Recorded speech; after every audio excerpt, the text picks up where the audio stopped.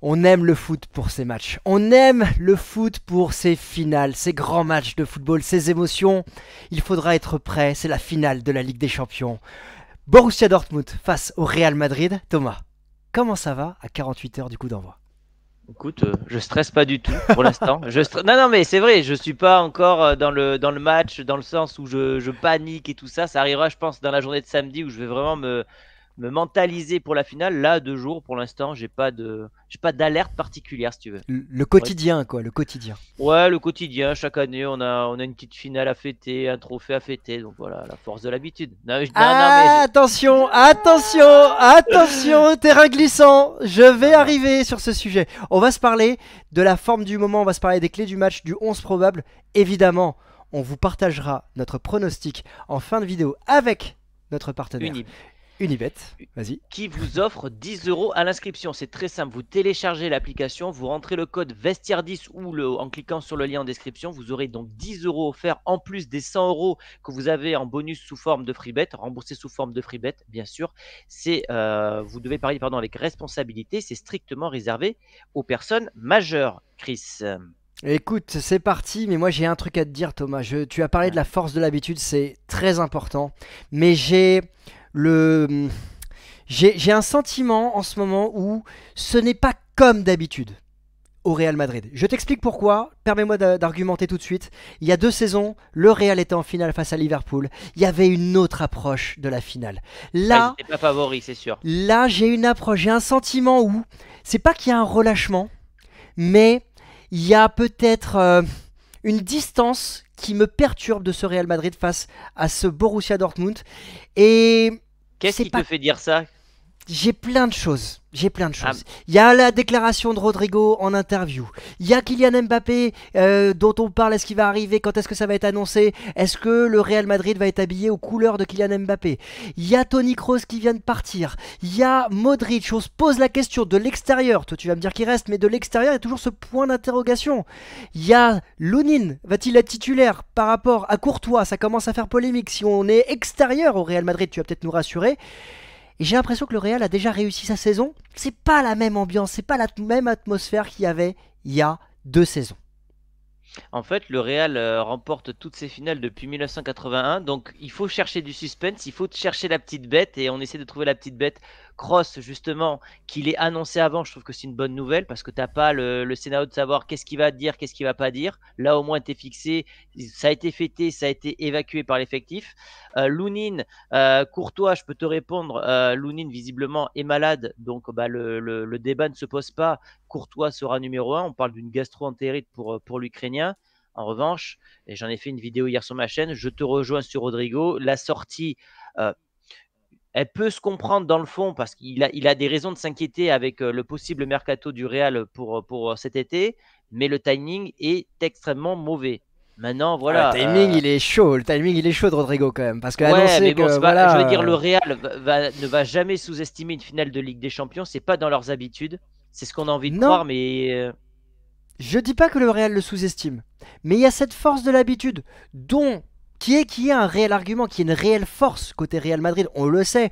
Il y a 0-0 à 10 minutes de la fin, tu pourras me contre-argumenter en fin de vidéo. Tu sais que le Real peut faire le but qui va faire la différence, on le sait.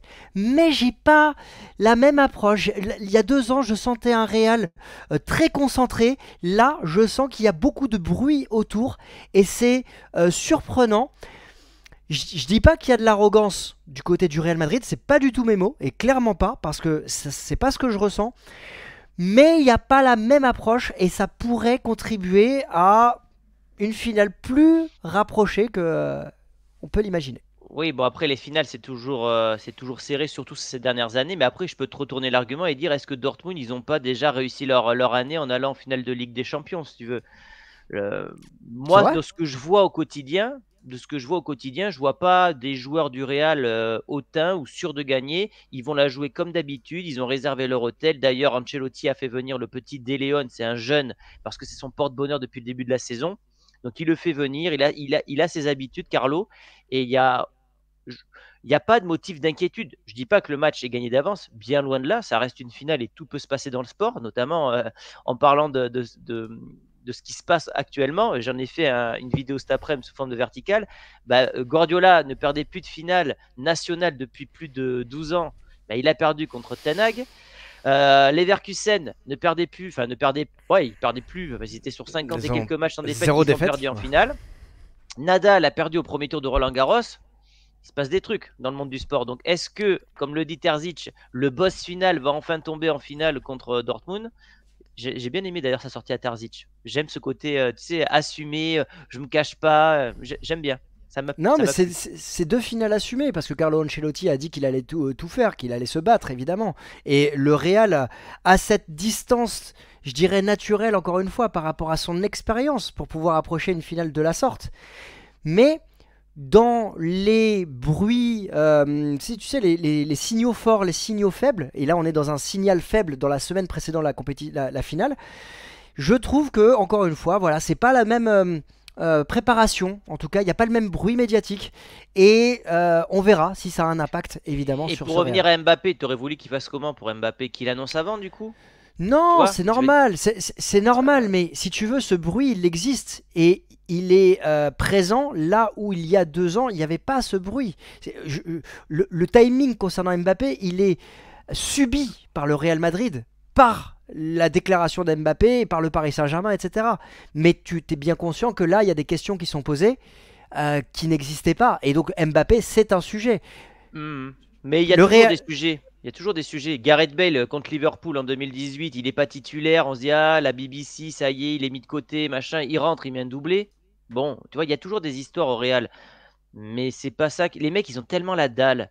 Ils sont tellement armés.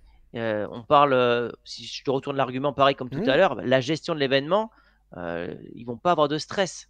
Tu vois, je sais pas comment vont aborder la finale les joueurs de Dortmund, mais peut-être que eux, ils vont se dire que c'est pas un match comme un autre, ils vont paniquer, ils auront moins les replis défensifs comme d'habitude, pas la même intensité, j'en sais rien. Les joueurs du Real, je sais qu'il y aura pas ce problème-là. En tout cas, du côté de cette équipe du Borussia Dortmund, l'annonce est claire. Emre Can a dit nous devons jouer comme contre le PSG. On se rappelle de cette double confrontation où le bloc de Dortmund était très resserré, était très bas et pour exploser et pour aller chercher la profondeur, aller chercher derrière les défenseurs et être excellent sur les coups de pied arrêtés. Alors, c'était Donnarumma côté Paris Saint-Germain sur le corner, mais c'est vrai que moi je m'attends à un film du match où c'est le Real qui va avoir la possession, c'est le Real qui va essayer de contourner le bloc du Borussia Dortmund et on va avoir un Borussia Dortmund qui va opérer en contre, à mes yeux, peut-être que je me trompe, qui va essayer de tabler sur les faiblesses de ce Real. J'ai commencé à en parler sur ma chaîne. Je trouve que la défense Schlotterberg-Hummels, elle est assez lente.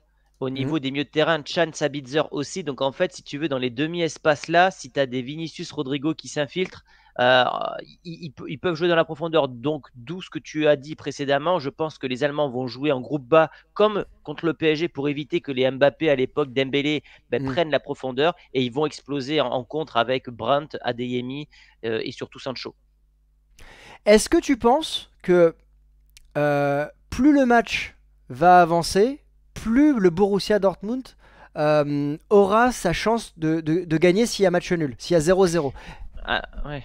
Alors oui, contrairement aux finales précédentes où c'était très équilibré, Liverpool, l'Atlético, tout ça, là le Real est clairement favori, on le verra en fin de vidéo. Le temps va jouer contre le Real quand même, c'est-à-dire que si le Real tente tout mais n'y arrive pas, Dortmund va y croire de plus en plus à son destin, à cette histoire fantastique. Maintenant, pareil, contre-argument, contre Uno, hein, le Real peut marquer en fin de rencontre parce qu'ils ont l'habitude de toujours y croire, tu vois. Donc c'est très, très compliqué après. Non mais c'est intéressant que ce point de vue parce que justement toi tu es fan du Real, supporter du Real, chaîne numéro 1 francophone sur le Real Madrid dédiée exclusivement à l'actualité du Real Madrid. Et c'est intéressant que tu nous apportes ce regard qui dit plus le match va avancer, plus le Borussia Dortmund va avoir ses chances et va monter en puissance. Parce que pas monter en puissance spécialement, mais ils vont y croire. Mais ça, c'est l'histoire de tous les outsiders contre les favoris. Tu vois, c'est comme dans un match de boxe. L'outsider, il prend des coups au début, il voit qu'il tombe pas au tapis. Et finalement, dans la deuxième partie du combat, il commence à donner quelques coups. Il voit que l'adversaire est fatigué. Et puis voilà. Et ça, je pense que c'est tout à fait possible comme scénario. Après, on peut avoir un scénario où le Real marque 2 buts en un quart d'heure et c'est plié, quoi. C'est possible aussi, mais ce que je voulais te dire, c'est que contre l'Atlético Madrid, on a vu justement dans le match aller cette équipe du Borussia Dortmund être menée 2-0 et revenir à 2-1 dans le dernier quart d'heure et peut-être aller chercher l'égalisation avec une barre transversale dans la dernière seconde.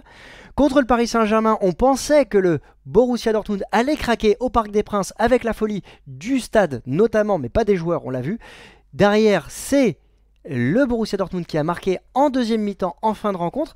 Donc c'est pour ça aussi que tu vois, il y a des arguments où peut-être il y a des signaux qui veulent dire attention à ce Borussia Dortmund. Après, si on regarde le film de la saison, le Real, ils ont perdu que 2 matchs. Ils ont été très réguliers, que ce soit en Liga, en Coupe, en Supercoupe, etc. Donc 2 défaites contre l'Atlético, là où Dortmund a été beaucoup plus irrégulier puisqu'ils ont terminé 5e de Bundesliga.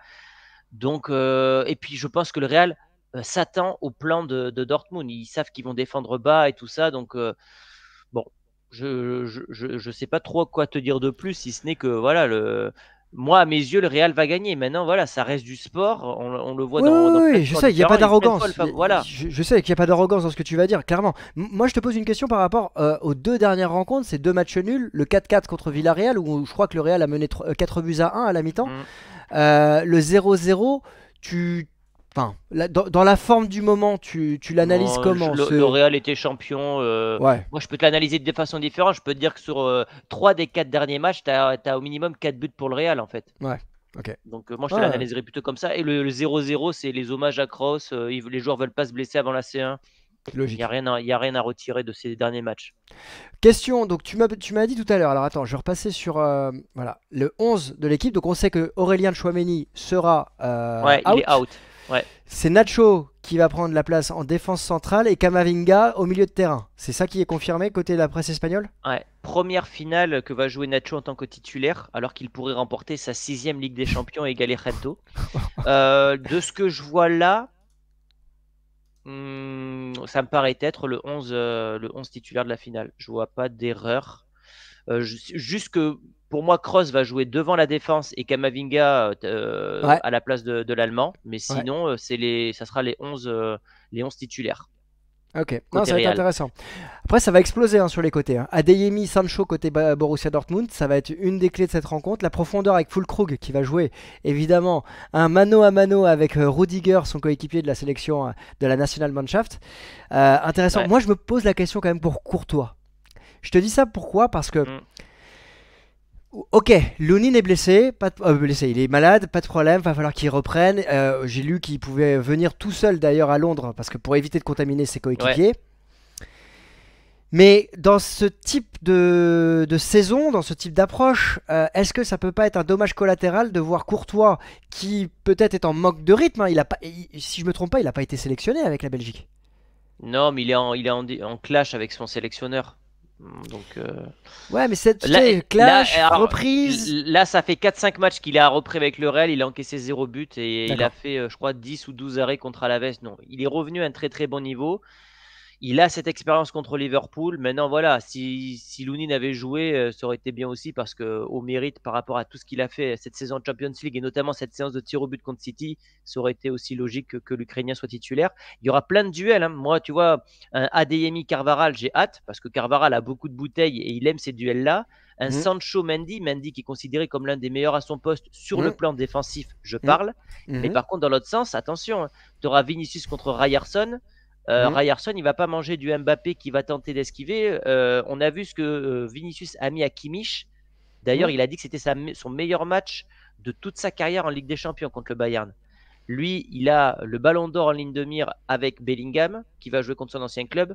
Il y a plein de duels dans le match, ça va être hyper intéressant. Mais à ne Ce pas que j'aime. sous-estimer. Ouais, vas-y. Vas-y. Non, ce que Il y a j'aime, c'est Kobel, Ouais, vas-y. il y a Kobel qui fait depuis 2 ans, il est sur un nuage avec Dortmund, il est hyper régulier. Donc il y aura plein de duels hyper intéressants. Moi, le joueur que j'attends particulièrement dans cette finale, en dehors de Bellingham, c'est Vinicius. Vinicius qui va jouer une nouvelle finale de Ligue des Champions, lui qui a été buteur face à Liverpool.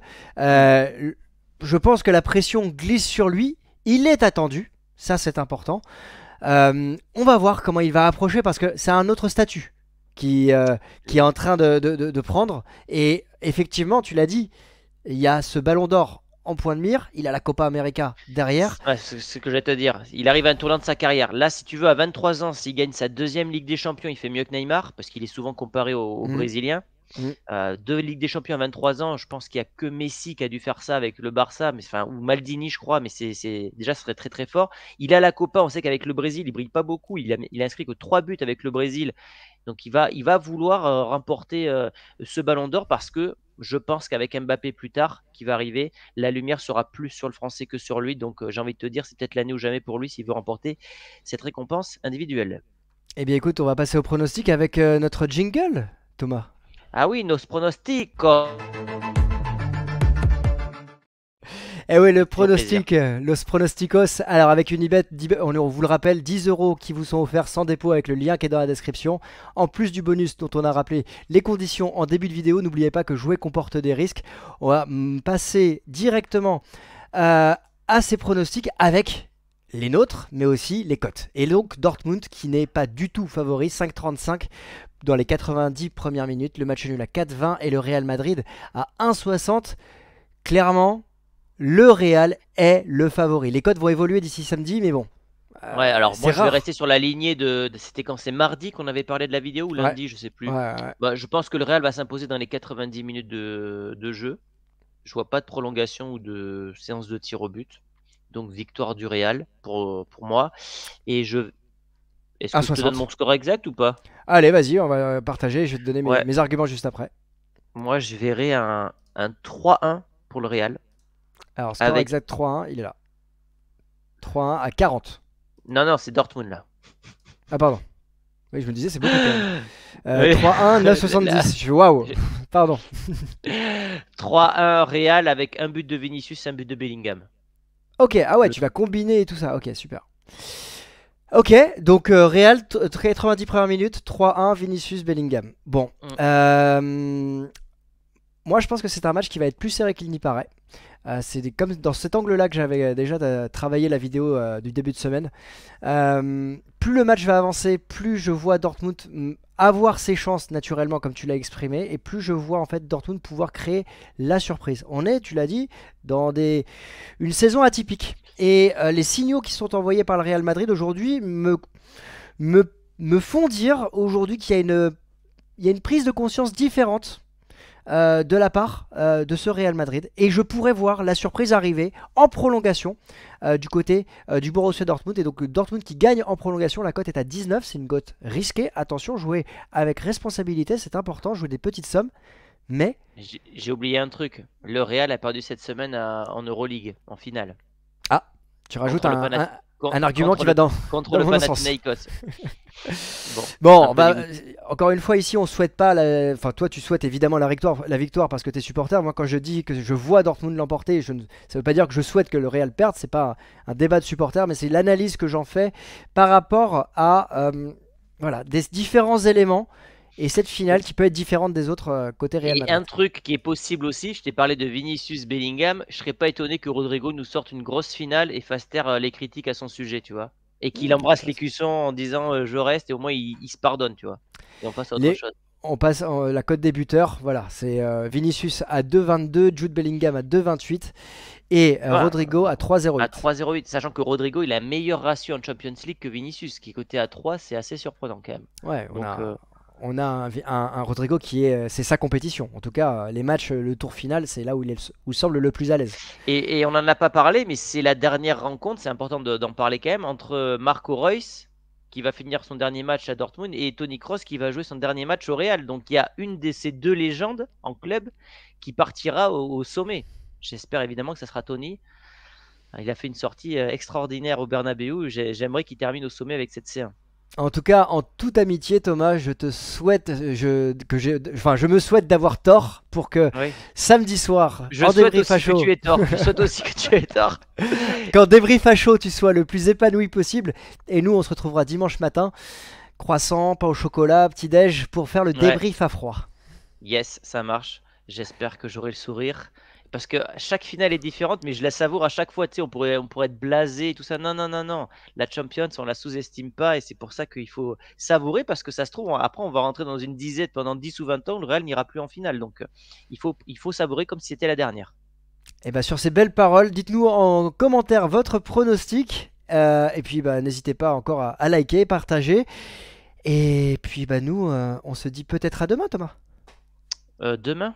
Demain, Vendredi, oui, oui. peut-être à demain, voilà. Ouais, on bosse encore demain. On bosse encore demain, c'est ça. Allez, ciao les amis. Salut, ciao, ciao.